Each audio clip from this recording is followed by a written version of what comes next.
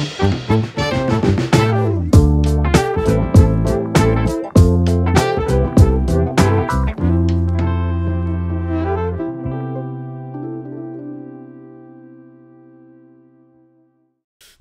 Ruth.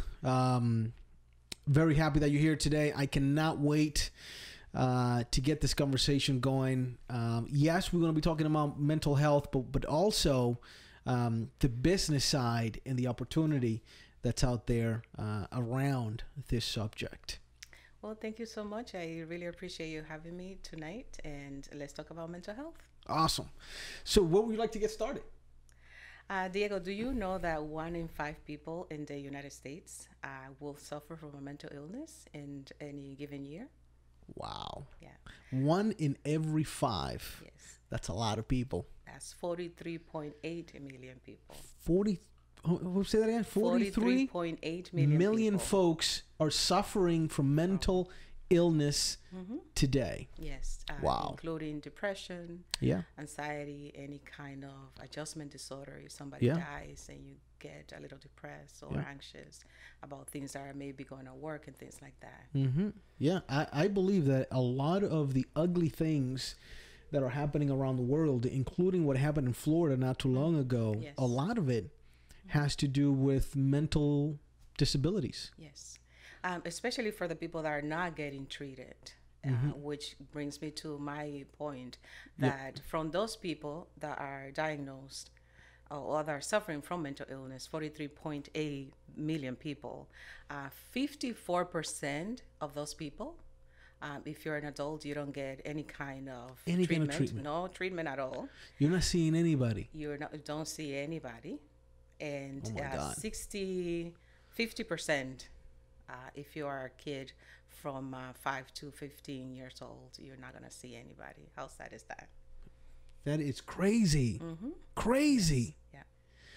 Yeah. Wow. So there's definitely a huge opportunity. Yes. There's a lot of people out there that need this service. So how does that, because you're an entrepreneur, right? Yes. You've been doing this for a very long time.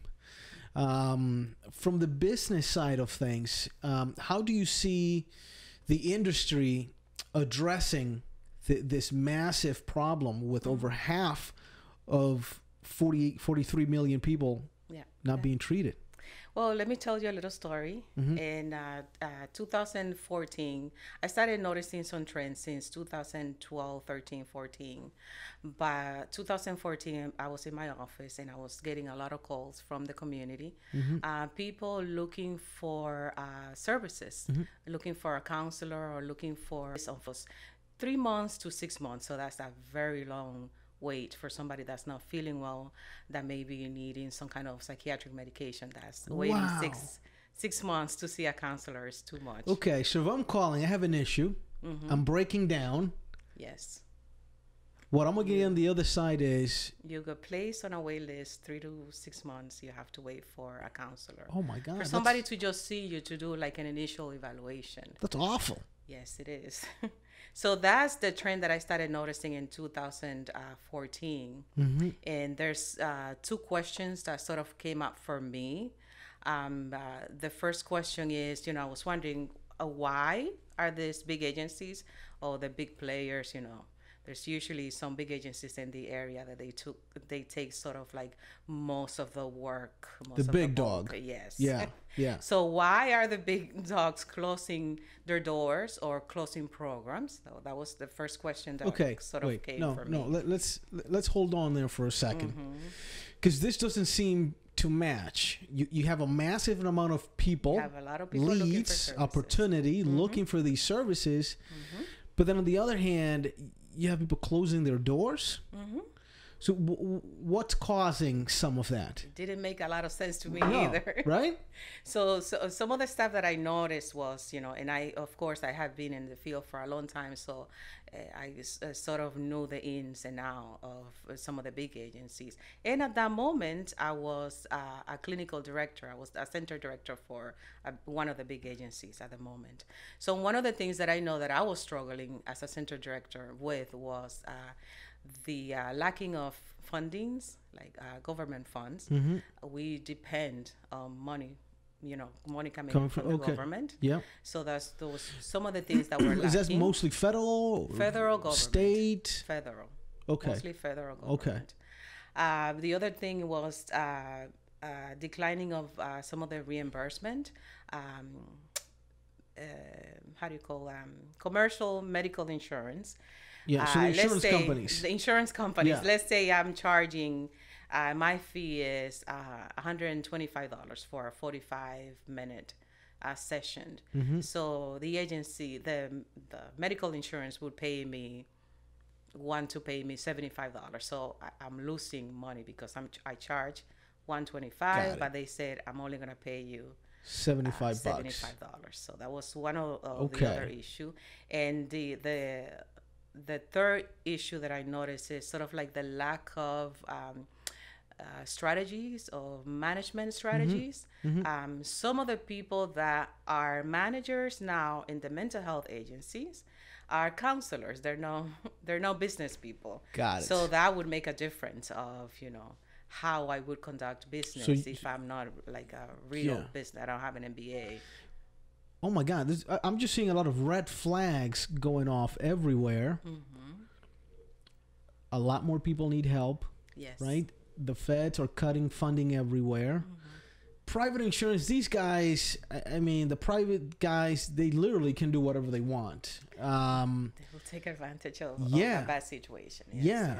Yeah. And and then you also seeing some poor management from the behind the scenes. You have workers practically that are trying to run businesses and they don't know what they're doing. Yes. Okay. So is it safe to say that this is why you wanted to open your own business? Yeah, that was my next thing was, of course, if I notice a trend and I see, okay, now I understand why the agencies are closing their business. Even though there's a huge need for the services, they still closing their doors. So the next thing for me, the next question that sort of pop up in my head is, what are we going to do with all these people? Where are these people going to go? So here comes the opportunity, because if they're calling me directly. And of course, you get to know the people in the community. So they sort of like, it's almost like a business friendship, if you might, I don't know what to call it. Because usually these folks keep coming back. They do come back. Yeah. So, Ruth, I'm on a wait list at this place and I can't believe this is happening. And I call every week and nothing is happening and all that. So where are you going to end up? Most likely, most people are going to try to get services, which is what was happening when they were calling me. The level of care is going to be different, of course, because now, in order to do therapy, you need to be able to trust somebody. So you have to start like a whole new relationship with somebody, which is very difficult. Emotionally, it's very difficult. So the level of care is going to be very different. It could be that when they call, okay, I'm going to put you on a wait list for 3 to 6 months, and then I'm only going to see you once a month because I don't have the resources, I don't have the counselors, I don't have everything that I need to provide the services that you need at this moment. So maybe somebody that was being seen on a weekly basis is now getting seen only once a month or every other month. And that's like an example that I could give you. Something else that I noticed is some people would just stop going to counseling altogether because it's so very difficult for them to trust a new counselor. Yeah, and especially if, number one, if you're coming to somebody, it's because you have the urge. There's definitely a need there, and I think it's a big plus that you're acknowledging that you need help. Yes. Right. So you got some encouragement going, and then. Instead of getting help, all you keep hitting its walls. You show up, nope, we can't talk to you. We got to put you on a waiting list. Yes. So guess what was happening? So a lot of those people were ending up at the emergency room. Of course, unfortunately, some of our folks would end up in jail. Wow. Because Yeah. You know, you would have an anxiety attack, or you would have maybe thinking about death or suicide. Somebody calls 911. They don't understand mental illness. Some of the police officer may not be trained on. Sometimes they're not training and what to do in a crisis. So there's like a lot of things. You know, those are like the three things that sort of come up for me. But those are sort of the things that came up on that time. And Yeah. when you start thinking about that, then you start thinking about the opportunities that are sort of like opening up in the community for things that for you to do for those people that are coming in that need the services. And you keep mentioning the community. So I'm assuming that is some kind of segment, right? Some kind of niche, a particular group that you're focusing on? Well, in that particular time, I was working on a community that was mainly Spanish-speaking people. And it became even more difficult because then trying to place somebody, not just with somebody that is a professional, but somebody that can speak the language too for the patient. For the patient, It's a very difficult task. Very difficult task. Wow. So you've given us a lot of details, a lot of great information. Definitely me looking at it from the outside, I believe it's a great time. It's a great place. You know, I think you're poisoned to success. The big dogs aren't playing, right? So you don't have that bloody ocean. At this point, you're creating your blue ocean. There's a great book out there that talked about these business strategies. And I think you definitely have a blue ocean here. So let's now talk about the business side. We understand there's a lot of people with issues. It's unfortunate. They're not getting the level of care that it requires to get people back to where they need to be. Yes. And third, something you mentioned, I think it's awful because of the lack of services, the lack of funding. We're having a lot of crazy things happening around the world. Today, we only see what blows up in the media, but every day, every single day, there are events going on because there are people with mental issues that are not being treated. Over half of the people that qualify for this service are not seeing anybody. That's over 20 million people. So you have over 20 million clicking bombs out there waiting to go off at any moment. So Ruth, how do let's just tell our listeners, our viewers, right? How from your side of the business, from your industry, for someone that wants to open a business, how they can capitalize on this? So let me tell you another story, Diego. Okay. Because then it became sort of like a burning desire to, oh my God, I can't believe that our people are ending up at the emergency services, emergency room, or in jail. Because they behind simply bars, don't have Yeah. the services that they need. So then I started thinking, okay, what can I do differently?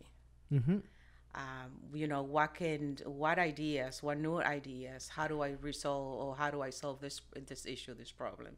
So some of the things that came up is, okay, I could open my own practice, a private practice, so that I could just, instead of going through all the red tape that we sometimes do with big agencies, I could just offer my services. I'm already a counselor, so I could just start seeing you and providing the services that you need. So I started doing that actually part-time at that time. I would see, after working my 9 to 5 as a center director, then I would just see people 6 to 8 or 6 to 7, and then just get some of those people that were on the wait list. I could just get to see those people, get them through. And that was like a business opportunity. That was like part time, but it was a business opportunity. Of course. Some of the things that you could do then, as you know, because it becomes like, then you start getting so many ideas. Yeah, I think it's a great lesson for anybody. You can do it part time. I mean, you don't have to go full time into something. No, I started part time. You can get your feet wet. Yes. and kind of see how things are. Awesome. Then you start thinking, okay, what other way can I serve the community? So I said, okay, I could just go directly to the community. I could just get paid somehow and just provide, do like a workshop. And I do that through, sometimes I go to churches in the community and I do that, or I would go to a school if they invite me and I could do that. And I could just do almost like a group, in a group setting. Yep. And I'm offering counseling for the people that are on this wait list. And I'm not going to see you individually, but I could see you as a group. And at least, some of that stuff that you need is going to be covered for now while you're waiting On a waiting list. Okay. Yes. So you're running your business today. She's full-time now, by the way. Yes. Doing great in the Lawrence area. Yes, Lawrence, Massachusetts, in the Lawrence, Massachusetts area. So does this require any fancy university degree? Like, what are the basic requirements that you need to fulfill to be a counselor? So for that kind of work that I wanted to do at that moment, it did require a degree. I have a master's degree in mental health, so I had that requirement. I also have a license in mental health. For some of the jobs that you could do in the mental health field, you don't need to have a master's degree or a PhD. Like to go and talk to the community, you don't really. Oh, you got to be a licensed, certified counselor. Licensed mental health counselor. That's the degree I have. Yeah. And to open a private practice, I see people individually. You do need to have that license or any other license within the mental health field. Yeah. Which they are like some of them. Okay. If you want to do some of the community work, which was one of the steps that I did at the beginning, you don't need a license. You could just, if you have already the knowledge about mental health and about, what do you do when you're depressed, or maybe some experience, a little bit of or experience, something. Yeah. Yes, Yeah. Okay. You need that. So what I'm trying to get folks is to understand some of the basic things just to get started in this industry. So the process of the license, what does that look like? Well, is it a 1 year, 2 year, 3 year, 4 year? To get a license, the type of license that I have, you need to have your 4 years college. Yeah. You do 4-year degree in psychology, and then you need to do 2 more years. In those 2 more years, you're supposed to be getting some kind of experience. You usually work under what you will call like a mentor. I will call a supervisor. Yep. They do the same function, and you're getting experience. For some agencies, you could work. You don't need the license to work. It's always good to have your license because many opportunities are going to open up for you if you have the license, of course. But you could start working and doing some of this stuff that I do now. You could start doing it part-time also without the license. Without the license. If you work under somebody that has a license. Okay. Perfect. All right. Let's so let's say you have your license in place.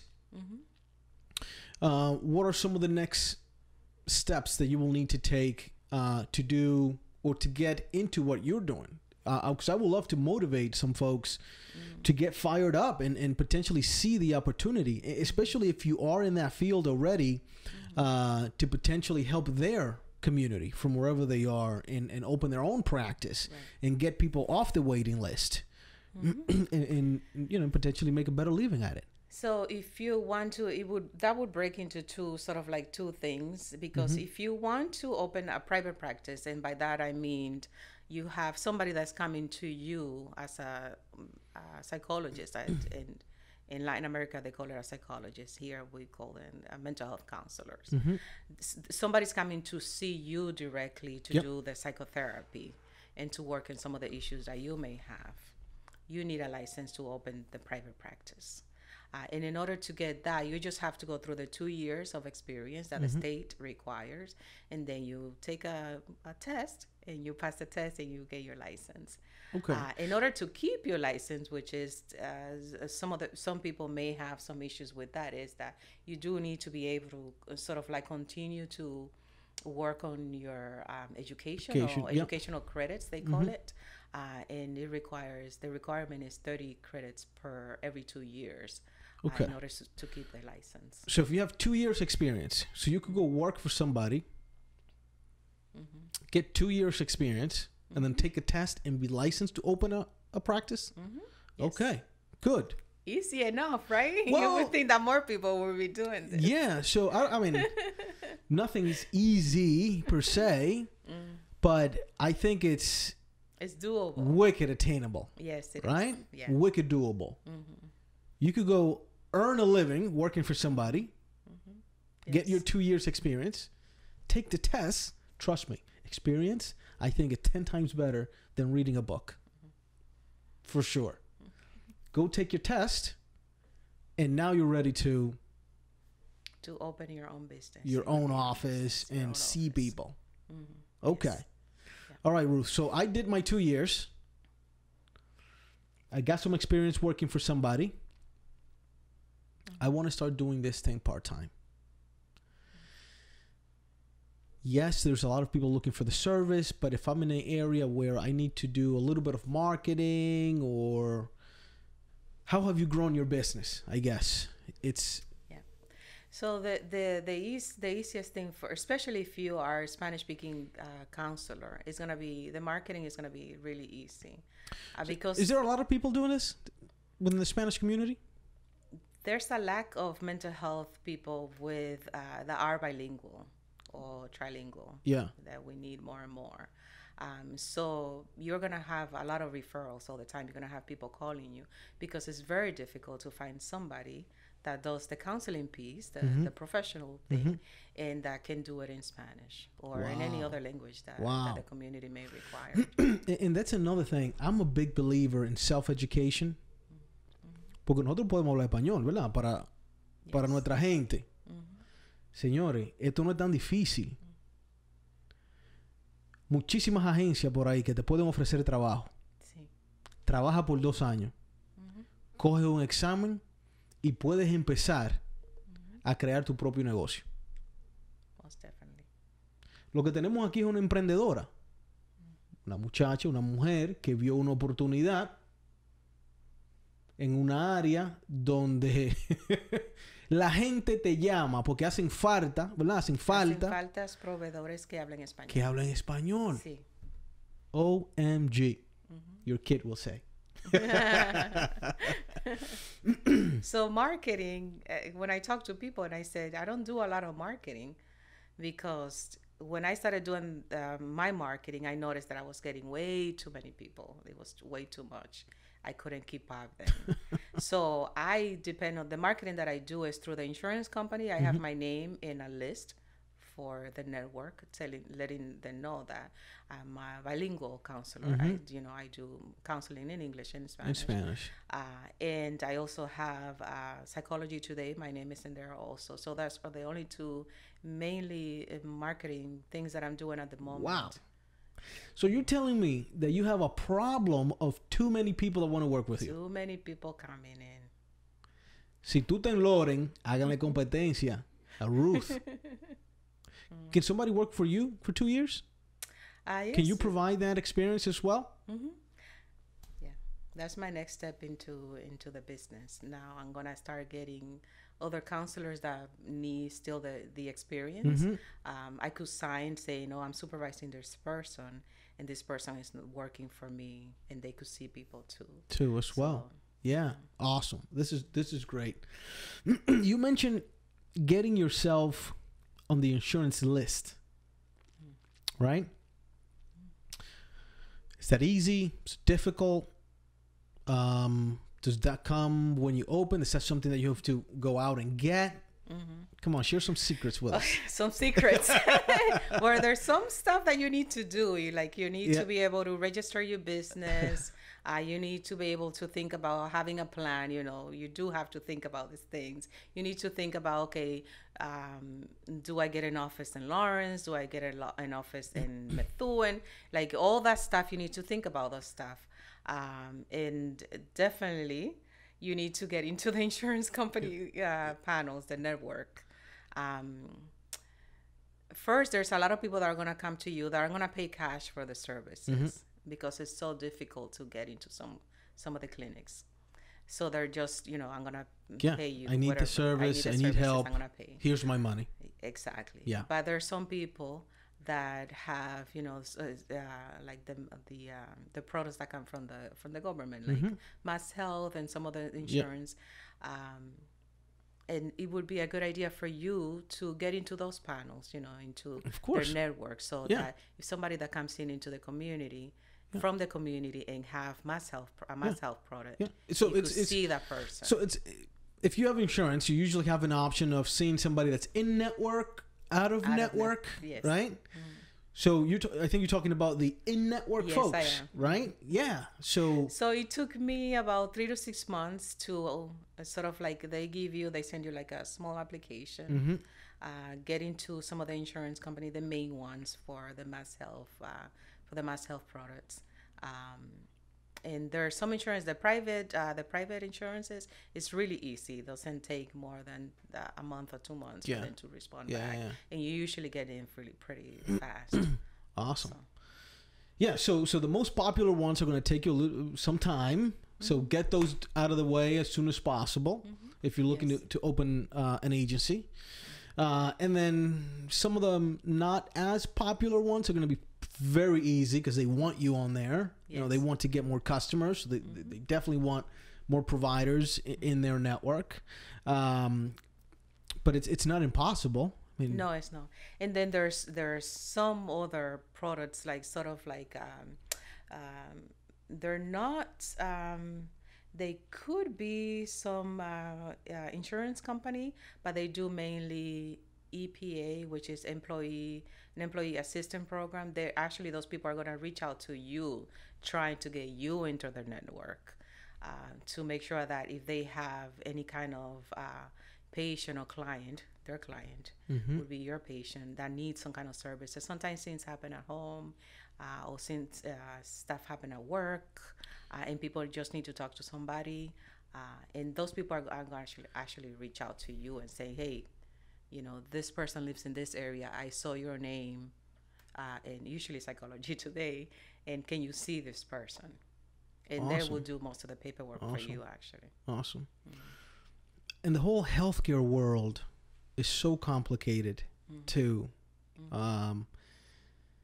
Not too long ago, a lot of major health systems were picking up a lot of little ones. There was a program called ACOs, Accountable Care Organizations, right, where they need to have all of these layers of services. And they'll have part of their network will be hospitals, will be VNAs, right? Mental health folks, right? Part of that network, that they take care of a population of patients, right? So you want to be part of that network, yes, so that definitely. So that you can get your share of those funds by providing your mental health services, right? Yes, correct. So, Ruth, I think this is a phenomenal opportunity for folks to take advantage of, right? So what would you recommend somebody that's getting started? For somebody that getting started, I think I have to think about that. But what I see Would you start something like this out of the house? You could start out of anywhere. Okay. Actually, yes. But what I think it gets in the way for people is fear. And I'm always talking about fear and why when there's an opportunity, people just don't grab it.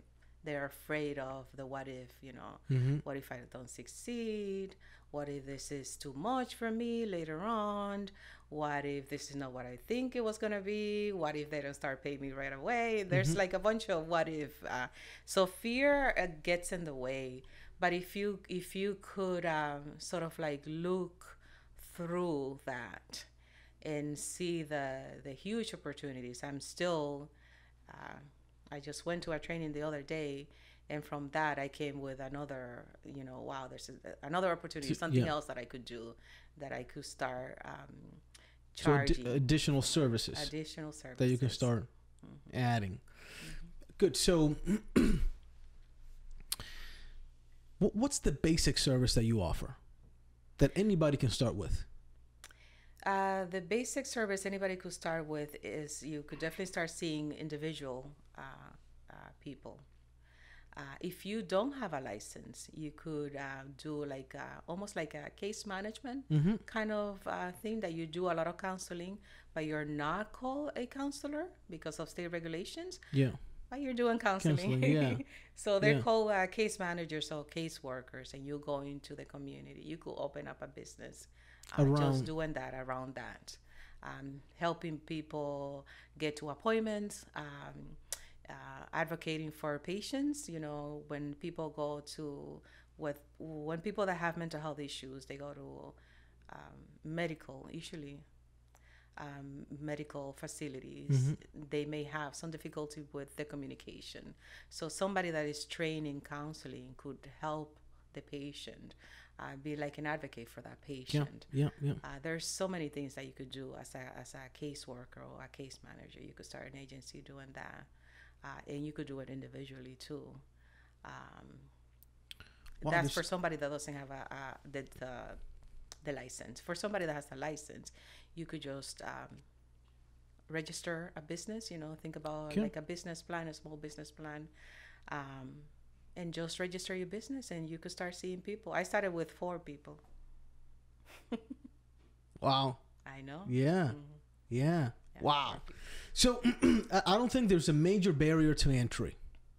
No, really. No, there's not. I think it's people not getting the training, not believing in themselves that they can do it. I think has a little bit to do with that too. Because correct me if I'm wrong, because I think in our community, in the Hispanic community, I always hear of people say, oh, esa persona está cuidando viejito. Right? Like taking care of elderly. Usually cleaning their homes, helping them around the house, right? I also see a lot of nurse aides, which is very similar to that. They're not necessarily giving medication or anything like that. And those are certificates that some of them could be done in a couple of months, and you could be out on the field. But we don't hear a lot of mental counseling in our community of any. I think you're the only person that I know that offer, right, from the business side of things. Is it difficult to switch? Like, are there a lot of similarities between? I don't think it's really difficult. I think it's just the mentality. Like, if you don't have sort of like a business mentality, you're gonna find it difficult to sort of just thinking about how do I open this. You know, I was blessed in a way that my father is a business person. Yeah. So I sort of was exposed to that. Yeah. You know? So the business skills, because if you know the trait, you know what to do when you're in front of somebody. What are some of the challenges behind the scenes?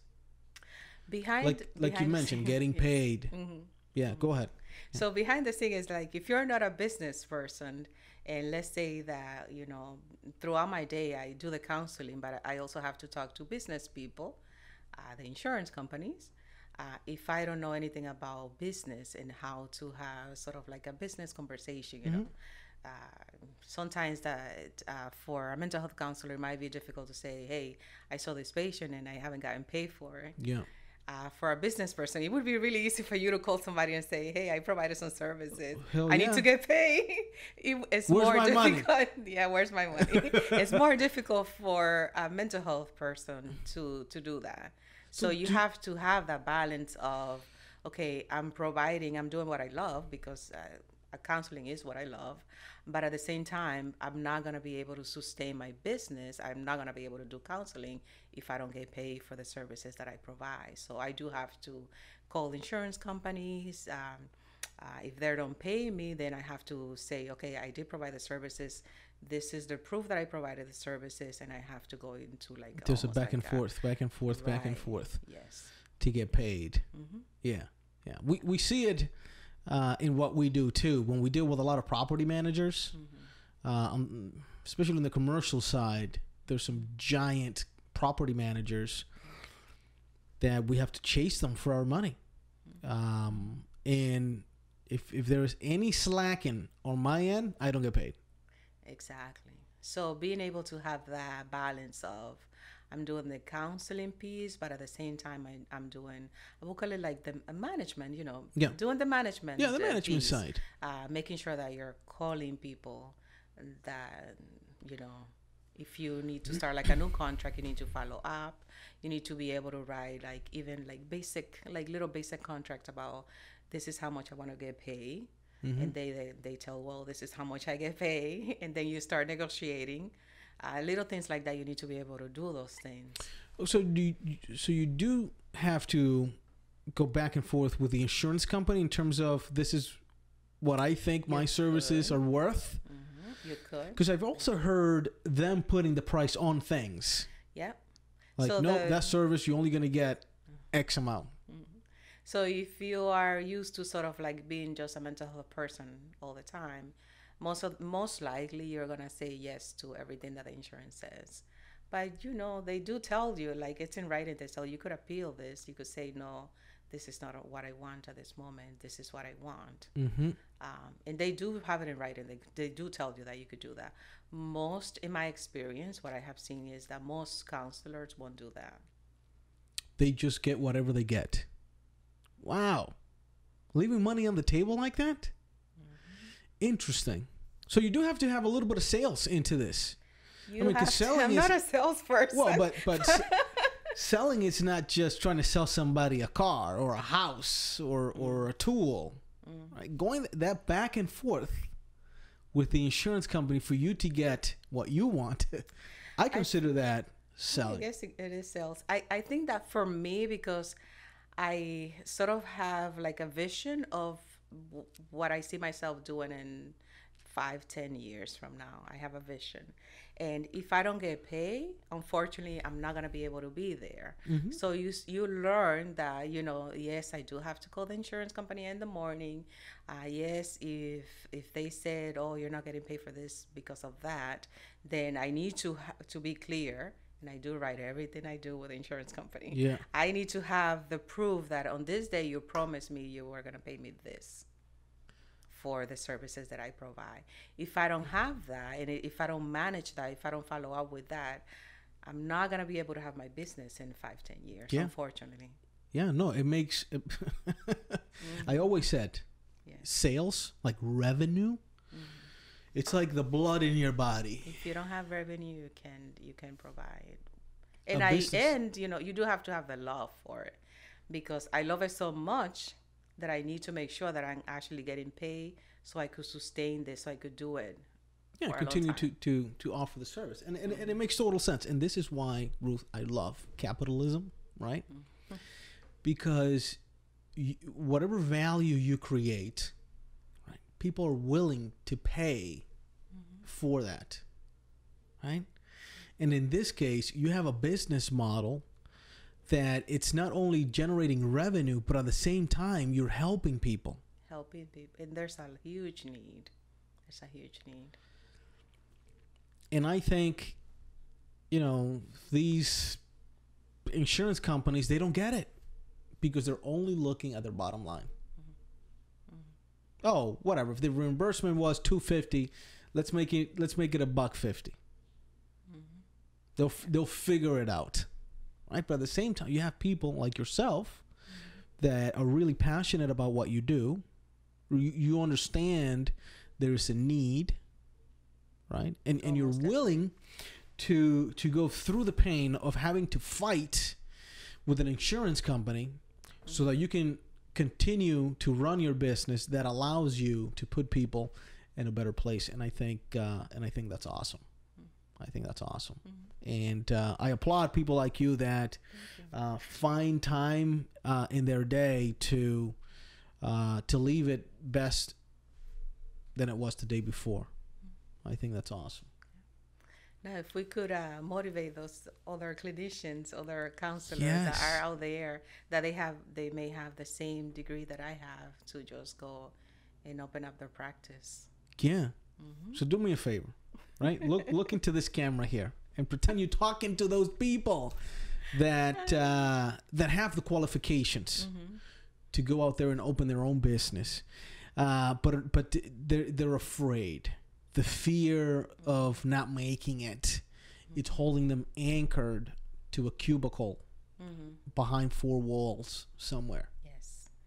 So a reminder that one in five people suffer from a mental illness, and that you have a service that these people are in need of, and to just forget about the fear, forget about that. Yes, it might be challenging at the beginning until you get used to some of the stuff that, everybody that opens up a business needs to get used to the fact of, okay, I need to be sort of like a manager, and at the same time I need to be a clinical person. So both roles at the same time. Get over the fear and just go do it, because there is, how many people do we say at the beginning? 43 million people. 43.8 million people need these services. Ruth, thank you very much. Folks, there's definitely an opportunity out there. And this is why we do some of these conversations.